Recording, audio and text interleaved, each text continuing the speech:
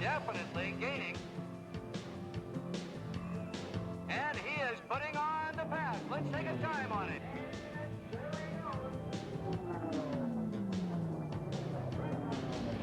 This is unlimited airplane racing at the 25th National Championship Air Races in Reno, Nevada. There's only two rules for an unlimited airplane. It has to use a propeller, and it has to use a piston engine. Other than that, it's run what you brung. Hello, everyone. I'm Dave Bowman, and this is Tsunami. It's a custom-built airplane designed to challenge the 9.22-mile course at speeds over 450 miles an hour.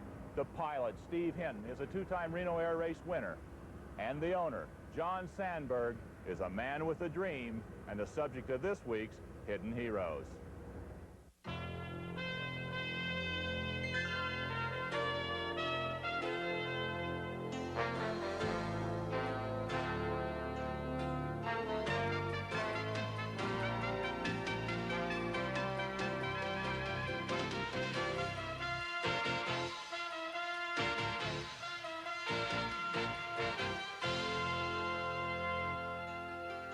This episode of Hidden Heroes is brought to you by Fram Oil and Air Filters, Bendix Brakes, and Autolite Spark Plugs and Wiring Cable, which are all quality products of Allied Signal.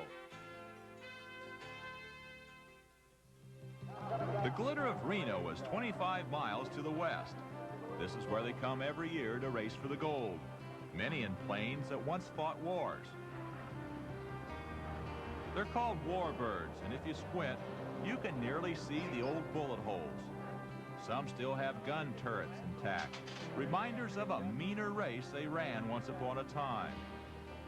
During the immediate post-war 40s, Cleveland, Ohio became headquarters for closed-course pylon air racing. Thousands gathered for the shows, and those who couldn't make it listened to live national radio broadcasts. On the 5th of September, 1949 in Cleveland, the sport shuttered and collapsed for nearly 2 decades. Bill Odom, flying a radically altered P-51, crashed into a home near the course, killing Odom, a woman, and her infant son. The backlash was instant and decisive. This was a sport far too dangerous for the urban world. And so, after 40 years, air racing disappeared. Not until 1964 did the late Bill Stead, a rancher and warbird buff, resurrect the controversial and daring air races in the Nevada desert outside Reno.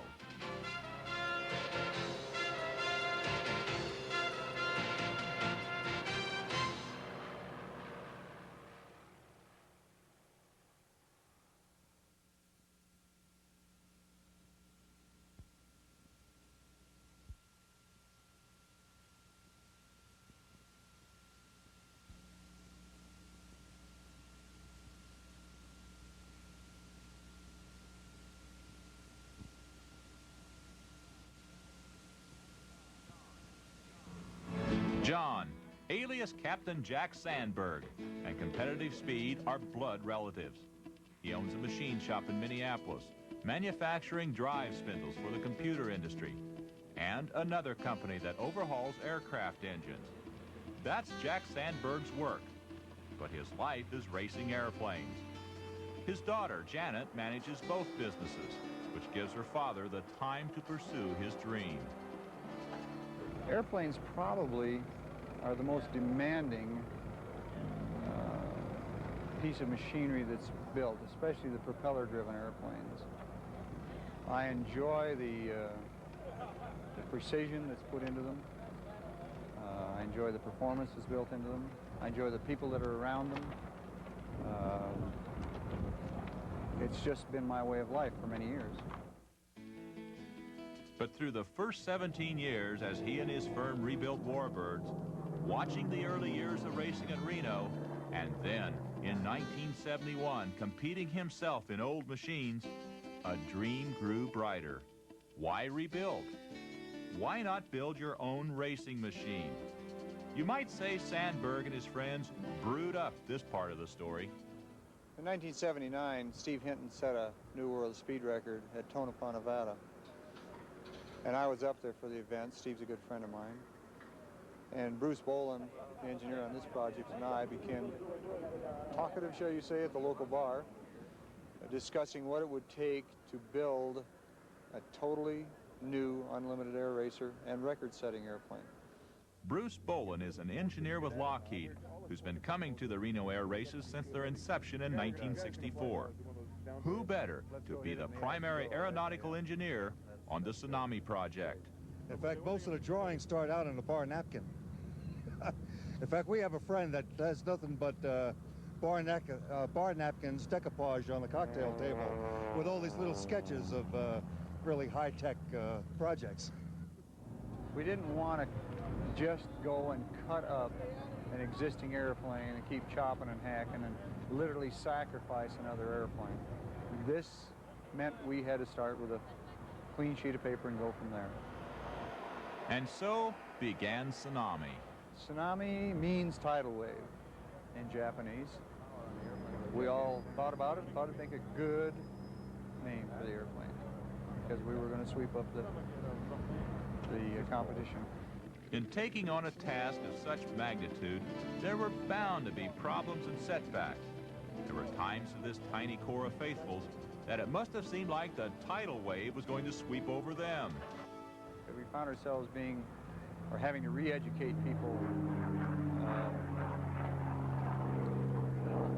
start them out again, because it's difficult to keep anybody involved in that kind of a project for 2 or 3 years at a time. I would say our single biggest problem was people. The next largest problem, of course, was finances. They were difficult. But not impossible for a man who dares to dream big. Jack Sandberg found sponsors to defray the enormous cost, nearly $500,000, and he turned to friends to help build the plane, all to race just once a year in Reno for little prize money, mostly pride. The demands often became burdensome, even for friends. Initially, when I first started working with him, we were wondering whether or not he was going to really be on our backs trying to get this airplane done. But from flat sheet metal to sleek, powerful air racer, the thumbprint of Jack Sandberg was clear. He's a perfectionist and a tough taskmaster. But his friends knew that going in. And I think that's why I'm a volunteer. I think that if I was being paid, it wouldn't be as much fun. You got to do it right or else forget about it. You're out the door. You don't have any chance for follow-ups. And I know what he wants, and so we don't have any problems. They all know him well. Jack Westerland, who did the wing fabrication on Tsunami, and Warren Moselle, who drives Tsunami's parts truck. Go back a quarter of a century with Jack Sandberg. Sam Torvik has been with him just 18 years, and he's the crew chief and only full-time employee. He can be rough, but he can also be very kind. He gave me a chance when I had given up. I'd lost a couple fingers and I drank a lot. I was a drunk. And he said, come on back. So I did. And here I am today. Absolute worthless human being. And we crawled back out of the bucket, and here I am. So, and that's mainly due to his strictness and demands, and he has faith in me. We're both very dedicated to what we're doing, and sometimes it just becomes tense. So, but I could not accomplish what I've done without him. Together, Jack Sandberg and his comrades, Bruce Bolin, Sam Torvik, Jack Westerland, and Warren Moselle, built their dream, a small, lightning-fast machine capable of turning dreams into nightmares. Ironic that it would only race in Reno, where the tables have been known to have the same effect.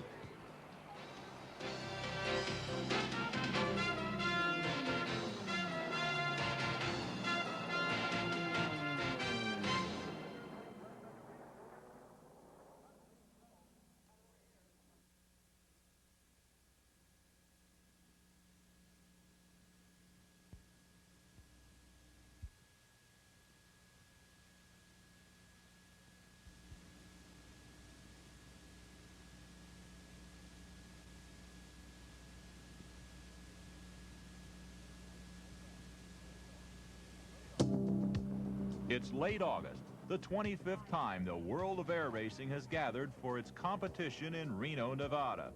The third trip for Tsunami and her faithful warriors. There were oil cooling problems its maiden year, and the problems continued the next summer. I think the biggest disappointment we had, and it was last year when we had the landing gear collapse up here at Reno for no apparent reason.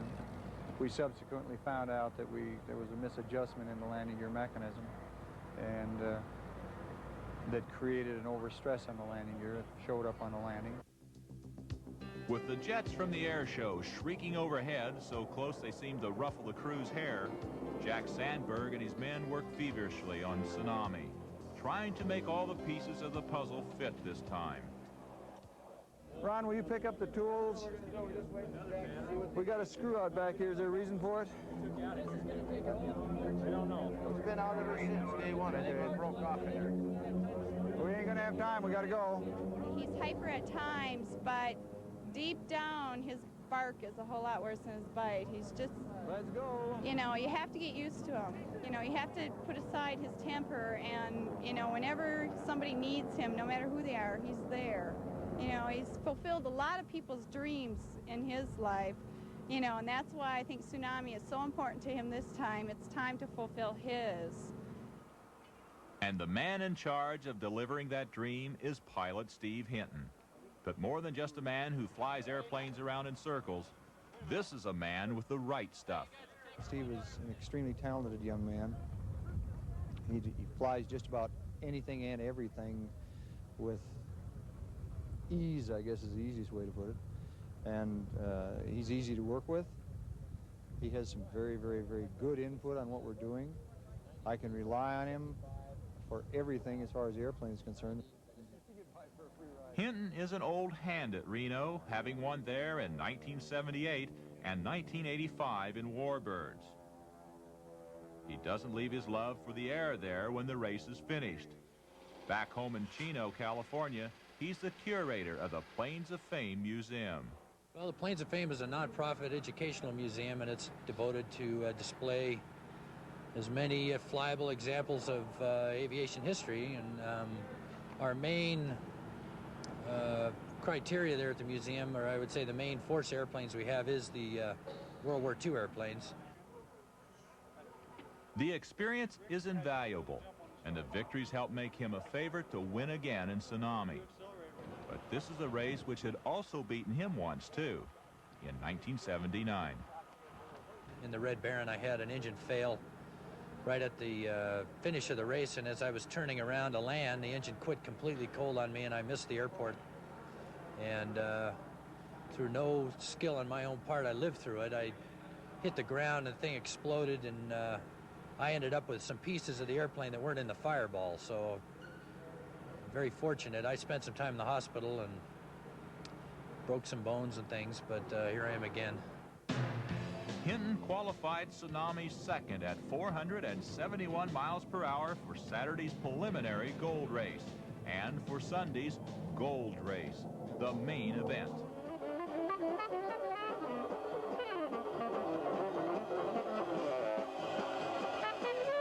It's Saturday now, race day at the Old Stead Airport, and you'd mistake it for a county fair if there'd been a Ferris wheel nearby.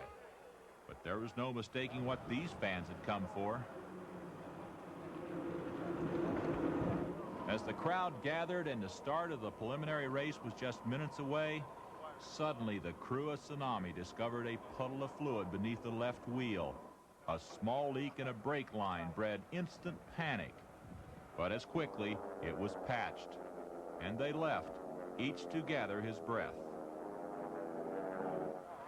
Jack Sandberg was left alone with Tsunami, just him and his dream, to circle it, to stroke its wing, to perhaps have one quiet last word with it before the race. It would be airborne soon, wing to wing, with 8 warbirds on a 9-mile trip. To where? Success? Or just another setback?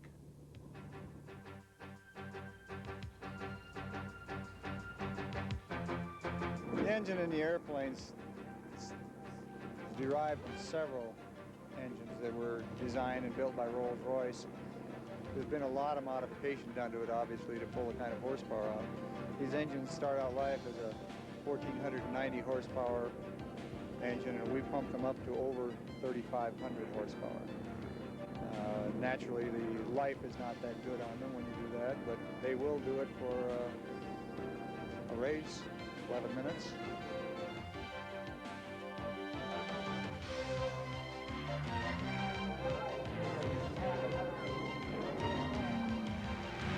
And on this day, Steve Hinton and Tsunami would indeed sweep past the competition, setting a record for the fastest run ever in this race, 462 miles per hour. The crew watching like proud parents as it won its first race ever. There would be more, but this was the first. They would always remember this one. Oh, it's super. We worked so hard and so long to do this. It's just wonderful. Can't describe it. Ran perfect the whole time. Never skipped a beat. It felt great. Yeah, it really did. Yeah, it's running right up to expectation right now, and maybe on Sunday we'll go a little faster. Maybe the crowd sensed that as well, seeing this handmade aircraft soar as none other ever had at this race. Dawn couldn't come soon enough for Jack Sandberg and his dreamers.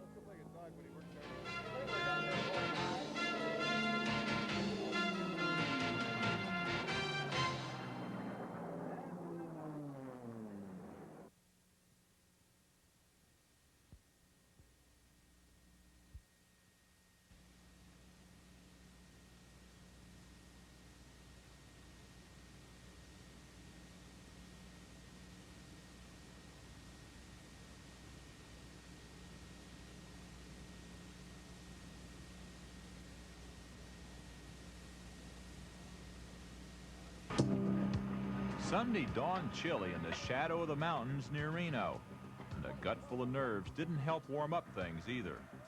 Nobody had to spell out just how important this day would be to Tsunami and its crew, as they had minutes before the preliminary race the day before. They found more trouble on Sunday. There was a problem with the spark plugs during warm-up, and once again, the crew scurried to fix it. Steve Hinton waits patiently. And as the crowd grew, almost all of it, old hands at speed. Having watched 24 of these Reno Nationals before this, some who know speed in almost a spiritual sense stopped by Tsunami, congratulating Jack Sandberg for Saturday's win. Well, you did it right. We finally did it, right? It's the third year, man. A visible change had come over pilot Steve Hinton. He stood by, quiet and tense, his mind riveted on the race and what it would mean to this crew. Hinton took Tsunami to the starting line, one of 9 to race for history. Jack Sandberg and his crew took their normal places and bent their necks to the sky.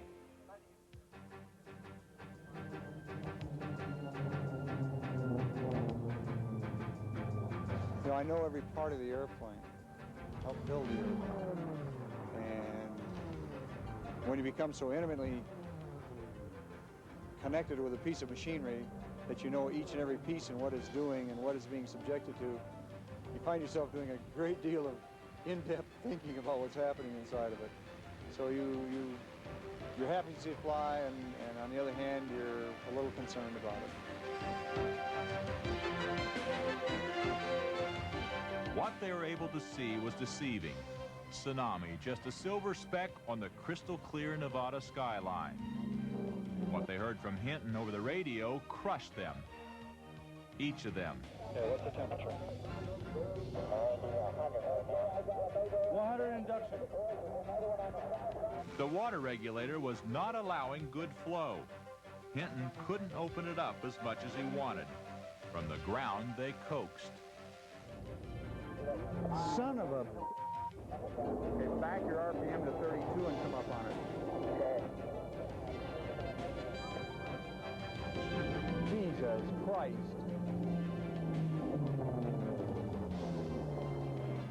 It would be a time for the tough Jack Sandberg who they say isn't easy to work for, to turn and point accusing fingers. To his credit, he pointed them at himself. Should have checked that this morning when we run up, and I didn't. Go for it, Steve. You can still do it. Finally, it was over. The dream shattered like 86 and 87. They tried to console him. There's always next year. But he was hearing none of it. Not at that moment. No next year. We're gonna. That's it. No next year. I mean, you know, we've run the whole week with it just flawlessly. Just disgusting. They have a 10-cent piece ruin you. A what? A 10-cent piece. Ever get on the race course? It is the essence of any form of motorsports. Man versus man. But the common denominator is always the machine. Boy, you know that. In a while, Jack Sandberg would find a moment to be alone with Tsunami. Silently ask her why. He knew his dream was a good one. He had seen just the day before the breathtaking rewards for their long hours of work.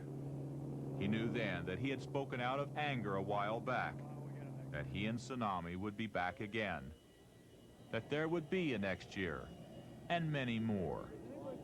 That process would begin much as the idea of Tsunami itself did. Oh, probably go have a couple of beers and sit down and think about it, talk about it, and bring the airplane home, and it'll probably set for a few weeks, and then you dig into it again. It's depressing, but it goes away. Here's a sport where if you accept the challenge, you take an enormous risk. It's a sport where the prize money won't even cover the weekend's expenses. It's a sport where the adventure itself is the ultimate prize. It takes a very special type of person to participate in this sport. A man like John Sandberg. For Hidden Heroes, I'm Dave Bowman. This episode of Hidden Heroes has been brought to you by Fram Oil and Air Filters, Bendix Brakes, and Autolite Spark Plugs and Wiring Cable, which are all quality products